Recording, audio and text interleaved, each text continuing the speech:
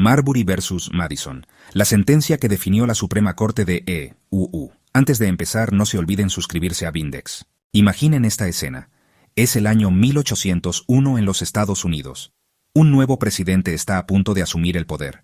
El presidente saliente, John Adams, tiene prisa. En sus últimas horas en la Casa Blanca, firma una ráfaga de documentos. Está nombrando a docenas de sus aliados políticos para nuevos cargos judiciales. Estos nombramientos de última hora se conocieron como los jueces de medianoche. Uno de estos hombres era William Marbury. Era un exitoso hombre de negocios de Maryland. Se le prometió un puesto como juez de paz para el Distrito de Columbia. La comisión oficial de Marbury fue firmada y sellada. Estaba lista.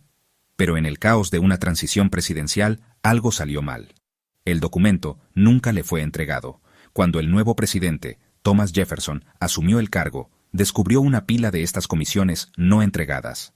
Jefferson pertenecía a un partido político diferente y no estaba contento. Decidió llevar su caso directamente al tribunal más alto del país, la Corte Suprema de los Estados Unidos.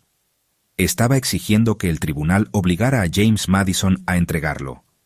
Y en el medio estaba la Corte Suprema, liderada por John Marshall. Marshall tenía que decidir un caso que definiría el poder del tribunal que dirigía.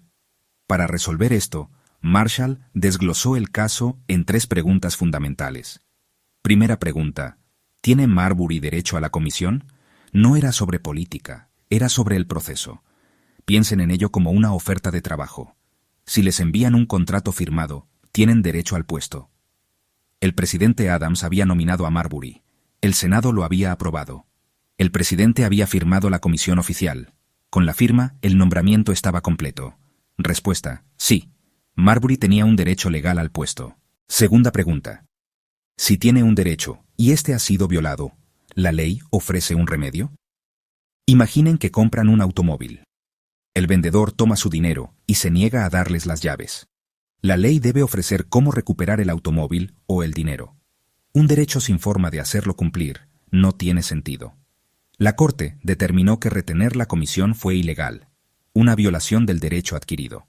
Por lo tanto, la ley debía dar un remedio. Respuesta: sí. La Corte hizo una distinción crucial. Algunas acciones son puramente políticas.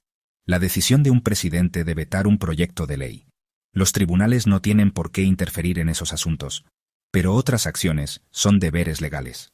Cuando un funcionario está obligado por ley a realizar una tarea específica, eso no es una elección política.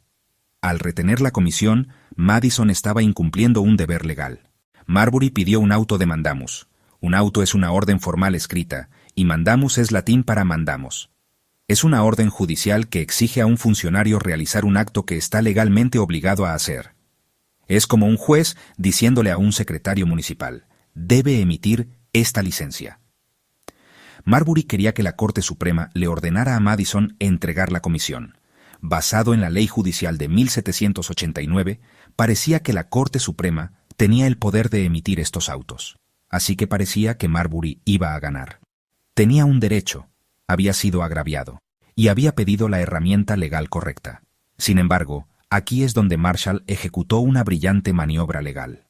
Desvió su atención y se centró en la ley que le dio a Marbury el derecho de demandar en la Corte Suprema. La ley judicial de 1789. Marshall hizo una pregunta crítica. ¿Tiene el Congreso el poder de darle a la Corte Suprema esta autoridad? Para responder a esto, tuvo que mirar el libro de reglas definitivo, la Constitución de los Estados Unidos. Narrador: V.O. La Constitución describe qué casos la Corte Suprema puede escuchar directamente. Marshall leyó la Constitución y descubrió que no le daba jurisdicción original para casos como el de Marbury. Narrador: V.O. Había un conflicto directo. Una ley del Congreso decía que la Corte podía emitir la orden, pero la Constitución decía que no podía. Esto creó el dilema legal definitivo. Narrador: V.O. Marshall declaró que la Constitución es la ley suprema del país. Narrador: V.O. Cualquier ley que viole la Constitución es nula, no es una ley válida. Narrador: V.O. Es trabajo del Poder Judicial interpretar la ley y determinar cuándo existe conflicto. La Corte concluyó que la sección de la ley judicial que permitía mandamus era inconstitucional. Narrador: V.O. Con un golpe de genio, la Corte logró varias cosas. Dijo que Marbury tenía razón legalmente y que Jefferson había actuado ilegalmente, pero también dijo que había acudido al tribunal equivocado. Narrador: V.O. Marbury perdió su caso. Nunca obtuvo su comisión. Narrador: V.O. Al negarse a emitir la orden, Marshall evitó una confrontación con Jefferson que habría debilitado la corte. Jefferson no podía quejarse porque Marbury había perdido. Narrador: V.O. En el proceso, Marshall estableció el principio de revisión judicial, poder para revisar leyes, revisar acciones del gobierno y declararlas inconstitucionales. Narrador: V.O. Transformó la corte de la rama más débil a una rama coigual. Dio al Poder Judicial control sobre las otras dos ramas. Narrador: V.O.